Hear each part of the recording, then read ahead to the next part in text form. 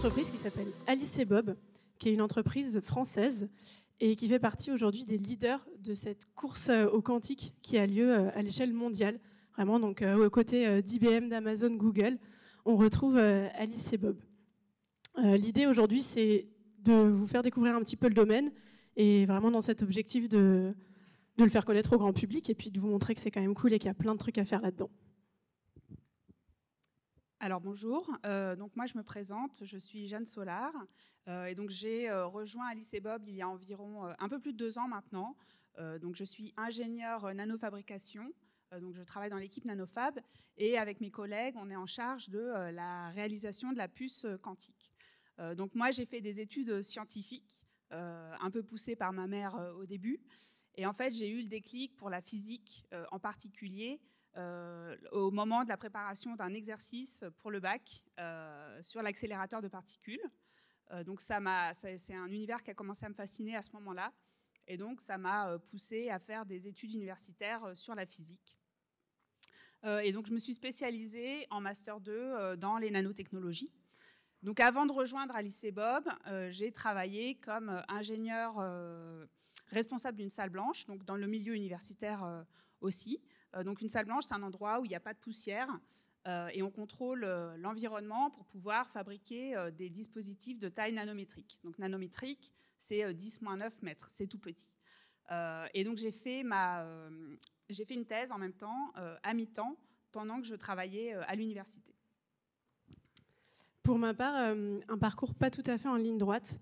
Après mon bac, j'ai commencé par des études coréennes. En même temps desquelles j'ai monté une entreprise dans l'événementiel. Et en fait, c'est en 2022 que je fais une reconversion.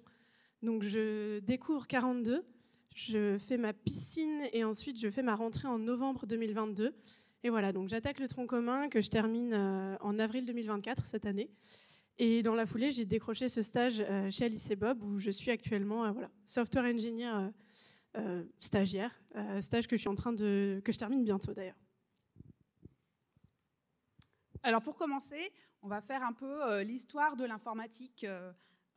Donc on va vous présenter l'histoire de l'informatique. Alors l'informatique, ça commence dans les années 1950. Le premier ordinateur, c'est en 1945. C'est un ordinateur qui occupait 170 mètres carrés, qui pesait 30 tonnes. C'était énorme. Et on a fait énormément de progrès technologiques pour arriver au smartphone d'aujourd'hui. Et si on regarde un peu l'informatique, l'histoire de l'informatique, elle a été marquée par plusieurs révolutions technologiques. Des révolutions technologiques qui ont eu lieu à peu près tous les 20 ans, qui ont bouleversé notre quotidien et qui ont un peu transformé les usages. Donc si on regarde les deux dernières révolutions technologiques, on a dans les années 2000 l'Internet, et puis la dernière révolution technologique, c'est l'intelligence artificielle. Et donc chez Alice et Bob, on pense que la prochaine révolution technologique, ça pourrait être l'arrivée de l'informatique quantique. Alors, il faut savoir que l'ordinateur quantique, actuellement, n'existe pas, mais qu'il est en cours de développement, notamment par les géants technologiques tels que Google, IBM, Amazon. Et donc, Alice et Bob s'est lancé dans la course à l'informatique quantique pour développer l'ordinateur quantique. Alors, un ordinateur quantique, qu'est-ce que c'est ? On va essayer de vous expliquer de manière simple qu'est-ce que c'est qu'un ordinateur quantique. Donc, un ordinateur quantique, c'est déjà une nouvelle façon de calculer qui va s'appuyer sur les propriétés de la physique quantique. Donc, les propriétés de la physique quantique, ce sont des propriétés très particulières et remarquables dans le domaine de la physique qui permettraient, enfin, on pense que c'est possible de pouvoir faire des supercalculateurs avec ces ordinateurs, et donc des supercalculateurs qui pourraient résoudre des calculs en quelques secondes, alors que ça prendrait des centaines de milliers d'années, voire des millions d'années, avec les supercalculateurs actuels. Donc, ce seraient des supercalculateurs très puissants. Mais bon, ça ne va pas avoir d'impact forcément dans tous les domaines, mais ça pourrait en révolutionner certains. Donc, qu'est-ce qu'on entend par cette nouvelle manière de calculer ? Un ordinateur classique, aujourd'hui, la plus petite unité d'information qu'on peut trouver dedans, c'est un bit, quelque chose qui va être en 0 ou en 1. Et bien, dans un ordinateur quantique, la plus petite unité d'information qu'on va avoir, ça va être un bit quantique, qu'on appelle aussi qubit. C'est représenté ici par cette sphère. Et en fait, le qubit, il va avoir des propriétés tout à fait particulières, notamment grâce à certaines propriétés de la physique quantique, dont la superposition d'états. On ne va pas pouvoir entrer trop dans les détails aujourd'hui, ce n'est pas le but non plus. Ce qu'il faut retenir, c'est que ce qubit, il va nous permettre de traiter et de stocker plus d'informations qu'un bit classique. Et du coup, ça va nous permettre de faire plus de calculs plus rapidement qu'un ordinateur classique. Donc, sur le papier, c'est très cool, on a un qubit qui va nous permettre, et des qubits qui vont nous permettre de faire plein de calculs, donc plein d'applications qu'on peut imaginer. Le souci qu'on a aujourd'hui, c'est que ce qubit, il n'est pas tout à fait stable. En fait, il va être très sensible à tout le bruit qui l'entoure. Et quand on dit bruit, ça peut être aussi bien des changements de température, tout ce qui va être les champs électromagnétiques. C'est autant de facteurs qui vont pouvoir changer de manière complètement aléatoire l'état de notre qubit. Ces changements d'état aléatoires, on appelle ça des erreurs. Et il y a deux types d'erreurs. Donc on va avoir le face flip. L'erreur de face flip, ça va être une inversion de moins en plus ou de plus en moins, donc représenté horizontalement ici. Et le deuxième type d'erreur, ça va être l'erreur de bit flip, représentée verticalement. Donc c'est vraiment une inversion de 0 en 1. Et aujourd'hui, quand on parle de cette course au quantique, en fait, le grand enjeu de tout ça, c'est la correction d'erreurs. Parce que vous imaginez bien, pour faire des calculs, il nous faut des qubits qui sont fiables, donc il faut qu'on puisse maîtriser tout ça. Et pour cette correction d'erreurs, il y a un peu deux façons de faire. Soit on va le faire par répétition, donc il faut imaginer qu'on va avoir des qubits qui vont permettre de faire les calculs et des qubits qui vont permettre de venir corriger les possibles erreurs qui y arriveraient. Donc soit on le fait par répétition de qubits, soit on va le faire par design. Et cette solution par design, c'est ce qu'on fait chez Alice et Bob.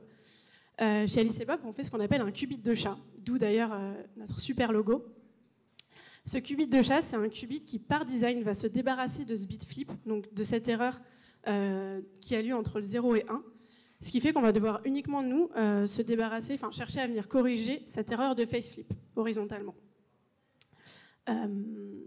Puisqu'on se débarrasse par design d'une de ces erreurs, le bit flip, vous pouvez voir déjà que ici, par rapport à Google, nous, le bit flip est éliminé par design, là où Google aurait besoin de quelque chose comme 49 qubits physiques pour venir éliminer un type d'erreur. Ça montre déjà donc l'avantage qu'a Alice et Bob sur ce terrain-là. Une des grandes applications qu'on peut citer notamment, pour les personnes qui ne sauraient pas ce qu'est le chiffrement RSA, c'est une méthode de cryptologie qui est utilisée aujourd'hui pour notamment sécuriser énormément de communications qui ont lieu en ligne. Et donc c'est un chiffrement qui est très très important aujourd'hui dans la cybersécurité. Et les ordinateurs classiques ne sont pas capables aujourd'hui de venir casser ça. Il faudrait quelque chose comme 500 ordinateurs, 1 milliard d'années de tête pour venir casser ce chiffrement. Et ce sera typiquement une des applications de l'ordinateur quantique, justement par cette force de calcul. Et bien, pour venir casser ce chiffrement, Google, avec leur technologie, il leur faudrait quelque chose comme 20 millions de qubits, là où chez Alice et Bob, on aurait besoin uniquement de 100 000 qubits de chat. On n'y est pas encore tout à fait, mais on arrive. Pardon. Oui, alors, à quoi ressemble un ordinateur quantique? Comment est-ce qu'on fabrique? Qu'est-ce que c'est que cet outil? Donc en fait, pour fabriquer... Alors chez Alice et Bob, on fabrique l'ordinateur quantique de A à Z. C'est-à-dire qu'on va fabriquer aussi la puce quantique. Et donc cette puce quantique, en fait, pour la fabriquer, on va utiliser les mêmes technologies de fabrication que les puces des ordinateurs classiques. Donc les puces des ordinateurs classiques, aujourd'hui, et donc la différence entre les puces quantiques et les puces des ordinateurs classiques, ça va être les matériaux qu'on utilise. Donc les matériaux utilisés aujourd'hui pour fabriquer les puces des ordinateurs classiques, donc on fabrique le 0 et le 1 des ordinateurs classiques avec les électrons. On va utiliser des matériaux semi-conducteurs, et donc le matériau le plus utilisé dans les semi-conducteurs, c'est le silicium. Silicium, c'est silicone en anglais, donc la Silicon Valley, d'où viennent les ordinateurs. Et donc, pour les puces quantiques, on ne va pas utiliser des matériaux semi-conducteurs, on va chercher à utiliser des matériaux supraconducteurs. Et donc, un matériau typique supraconducteur, c'est l'aluminium. Donc, ce n'est pas un matériau extraordinaire, c'est quelque chose d'assez accessible. Et donc, par contre, il va falloir, pour avoir ces propriétés supraconducteurs et pour obtenir le qubit quantique, enfin l'effet quantique, il va falloir travailler à très très basse température, voire très très très très basse température. En fait, quand on travaille avec... les puces quantiques sont refroidies à des températures proches du zéro absolu. Donc le zéro absolu, c'est moins 273,15 degrés. Et bien, chez Alice et Bob, on doit refroidir la puce à moins 273,14 degrés. Ça correspond à 10 millikelvin. C'est extrêmement froid. Et donc, pour atteindre ces températures, on va utiliser des frigos cryogéniques. Donc ici, vous avez sur l'image la photo d'un chandelier qui est un frigo. Et donc, il mesure 3 mètres de hauteur. Et donc, la puce est placée tout en bas. Et donc, ici, vous avez, par exemple, pour le boson, une puce qui fait 1 cm par 1 cm. Donc, si vous le demandiez, il n'y aura pas de smartphone quantique. Ça n'est pas possible. On ne peut pas obtenir en fait, l'effet quantique dans un dispositif comme un smartphone. Ce n'est pas possible. Alors, ici, on a une diapo représentant les investissements dans le domaine quantique. Donc, le graphe représente les investissements à partir des années 2000 jusqu'à aujourd'hui. Donc, la courbe en jaune, ce sont les investissements privés. La courbe en bleu, ce sont les investissements publics. Donc là, ça montre qu'il y a beaucoup d'argent injecté dans le domaine quantique.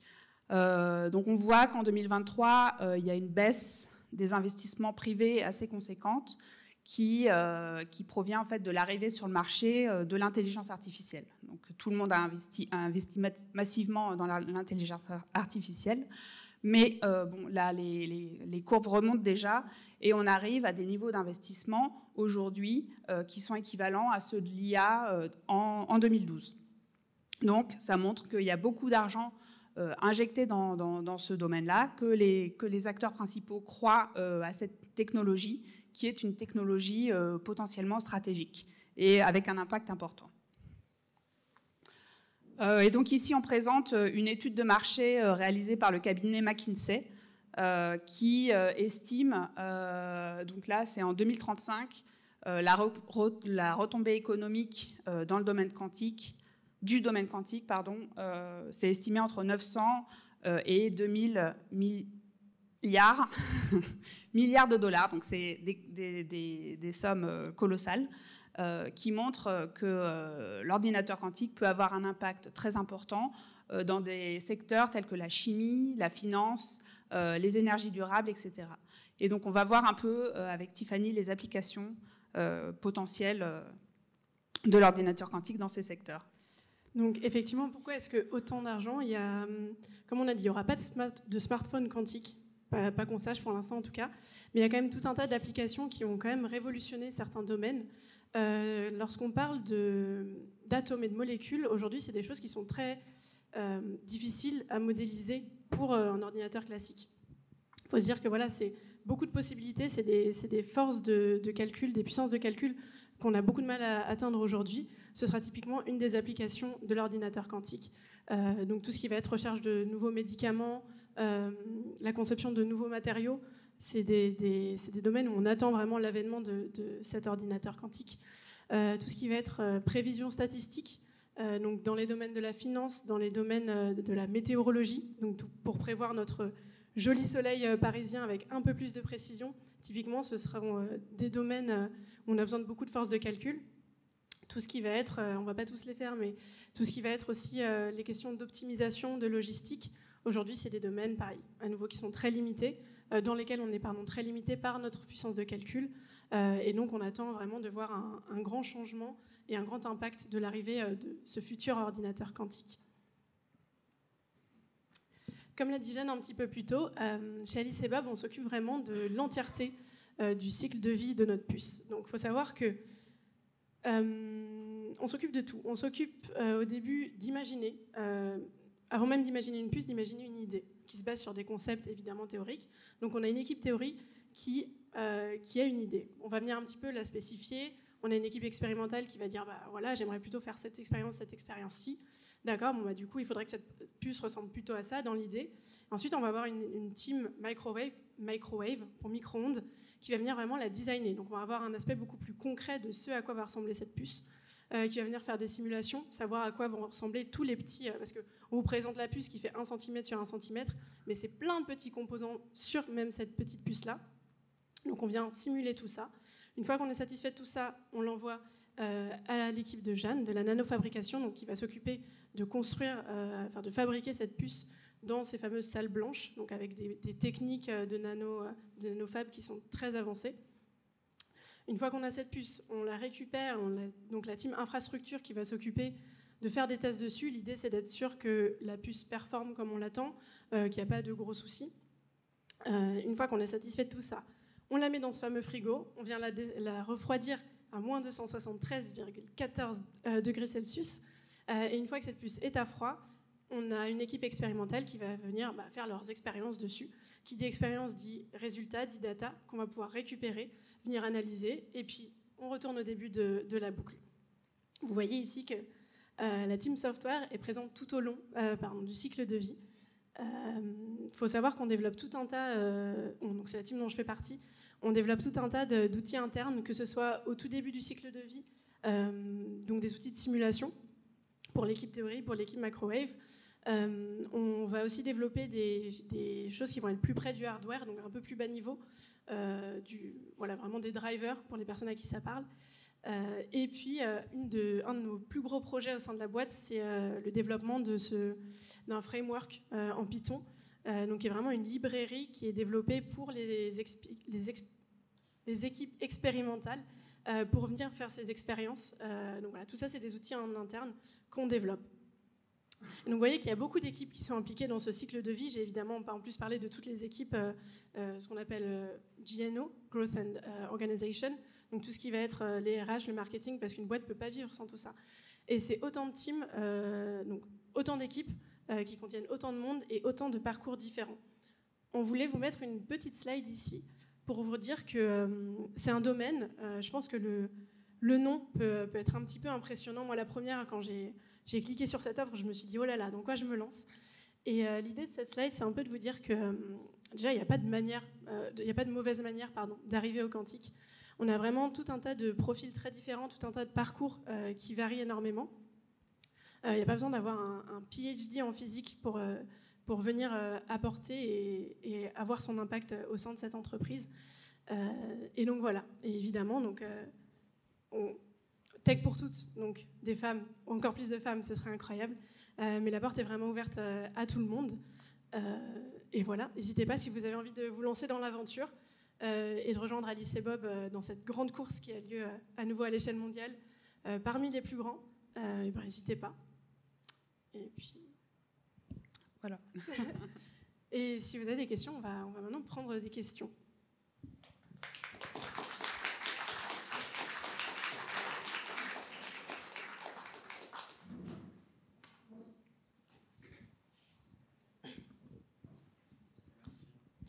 Bonjour, merci pour cet exposé. La question est la suivante. Vous inventez une machine qui est un supercalculateur qui devrait pouvoir calculer tout ce qui est possible et qui du coup va être une super clé pour pouvoir ouvrir toutes les sécurités qui existent aujourd'hui. Ça, c'est ce que j'ai compris. Donc une technologie à ne pas mettre dans toutes les mains. Mais la question, c'est quel langage? Parce que c'est une machine qui peut à la fois penser, ou en tout cas qui interprète dans le même temps le 0, le 1, et dont les spins sont dans plusieurs états dans le même temps. Alors quel langage on va inventer pour pouvoir communiquer avec ces machines et faire en sorte qu'elles fonctionnent?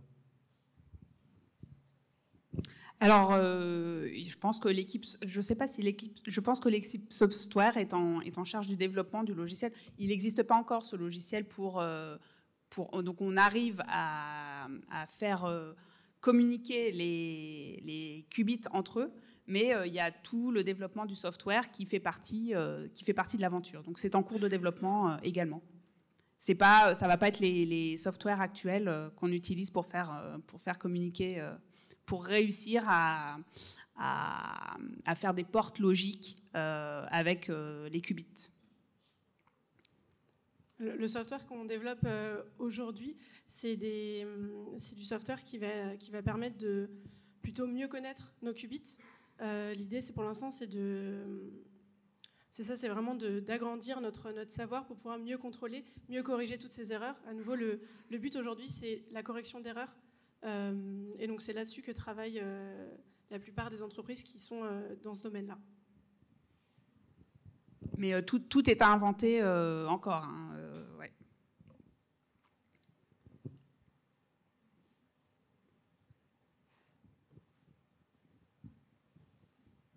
Bonjour. Bonjour, test. Ah, c'est bon.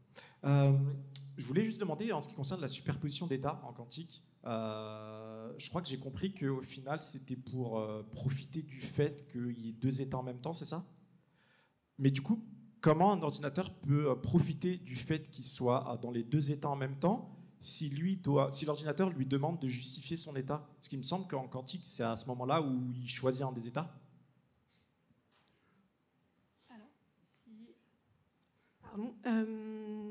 Si j'ai bien compris la question, alors on a des physiciens et physiciennes dans la salle, donc je vais donner la réponse au niveau software de ce que j'ai, mais l'idée c'est que quand on vient mesurer le qubit, à la fin on récupère qu'un seul état.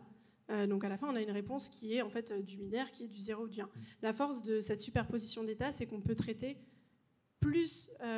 on peut faire plus de calculs en même temps avant de venir récupérer ce résultat-là. Je ne sais pas si ça répond à la question. D'accord. Donc du coup, les calculs ne viennent pas demander à l'atome, à justifier de son état. C'est peut-être un peu compliqué. Oui. Alors nous, on n'est pas des physiciens quantiques, donc on a chacun notre spécialité. Alors moi, je suis spécialisée en nanofabrication, mais voilà, là, on rentre dans la physique quantique et c'est assez complexe pour vous répondre. D'accord, désolé. Sinon, j'ai juste une deuxième petite question. Le fait de le refroidir proche du zéro absolu, c'est pour profiter du fait que les atomes vont moins bouger dans un presque froid absolu ou juste pour éviter de générer de la chaleur? Alors, c'est pour atteindre l'état supraconducteur pour l'aluminium. L'aluminium devient supraconducteur à ce moment-là, pour ces températures-là.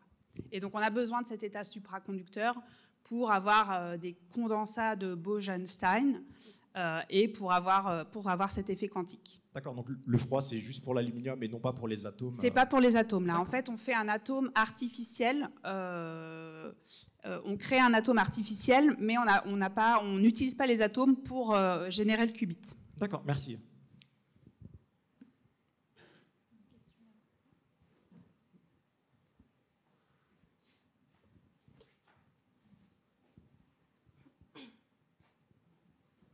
Alors moi, j'aurais une question un peu terre à terre, puisqu'on dit que pour le quantique, on doit changer nos matériaux à tous, au moins l'ordinateur, s'il n'y a pas d'ordinateur quantique. Est-ce que par rapport à ça, il y a une estimation qu'on va pouvoir utiliser le quantique? Parce qu'on en parle, mais entre le moment où on en parle, le moment où on doit changer le matériel, ça va arriver vers nous quand? Parce que moi, je pense qu'au Danemark, ils ont lancé un câble quantique, un truc comme ça et tout.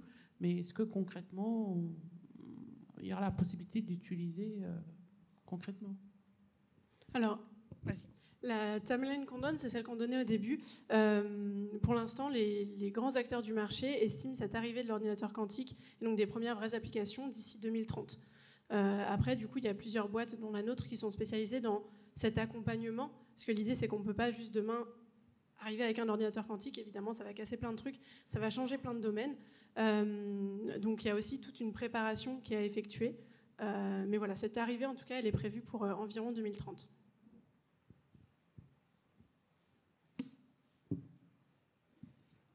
Moi, j'ai deux petites questions. Pourquoi l'aluminium a été choisi? Il n'y avait pas d'autres matériaux supraconducteurs qui auraient été peut-être plus pratiques? Ou la question, est-ce qu'il n'y a pas d'autres matériaux supraconducteurs qui n'ont pas besoin de descendre aussi bas?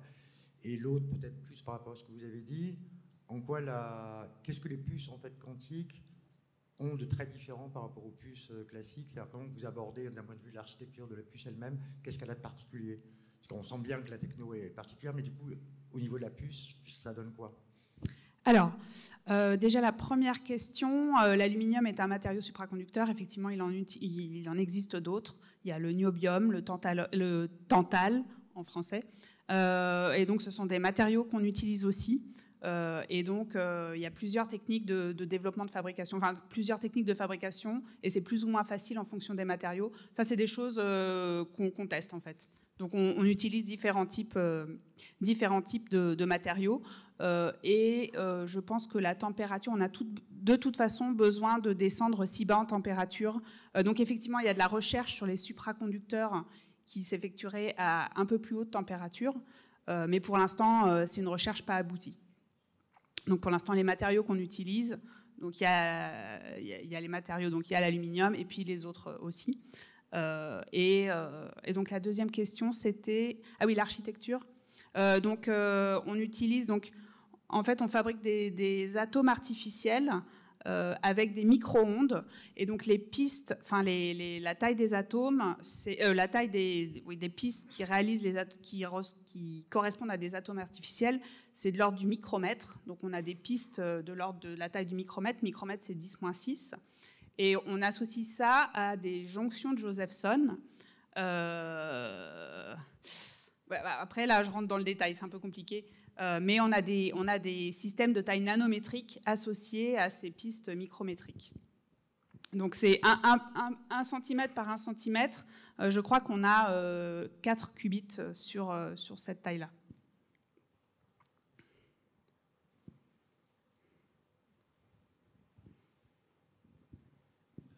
Bonjour. C'est juste pour spécifier, c'est quoi un atome artificiel? Un atome artificiel, tu veux répondre à cette question? Alors, on va réaliser des pistes. Alors, attends, comment je pourrais expliquer ça? Donc, dans un atome, en fait, il y a des niveaux d'énergie qui sont espacés par des énergies précises. Je ne sais pas comment expliquer.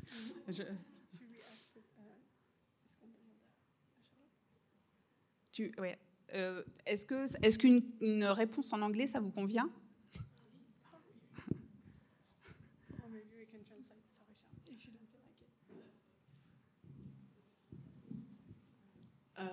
Yeah, so sorry, it's going to be in English. I also work at Alice & Bob as an experimentalist, so more on the physics track. So I guess for the question, artificial atom, yeah, so I guess I don't really know why we call it that, but there are different types of qubits. So spin qubits, you can have different levels of energy, and so basically we're using a different method to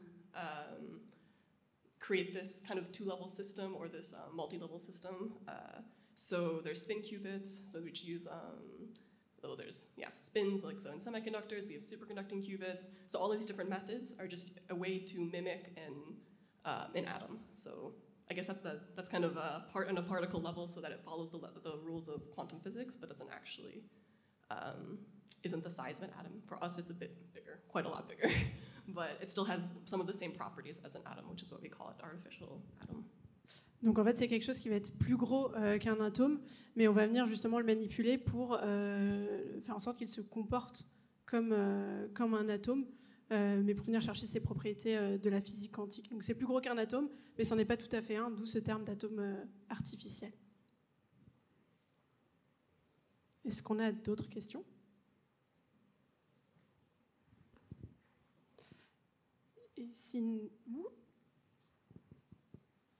Et sinon, donc merci beaucoup pour votre attention. Merci à 42, merci à la Tech pour toutes. À titre perso, je trouve que c'est un événement qui est vraiment important et je suis très contente d'avoir pu partager et faire un peu découvrir ce domaine-là.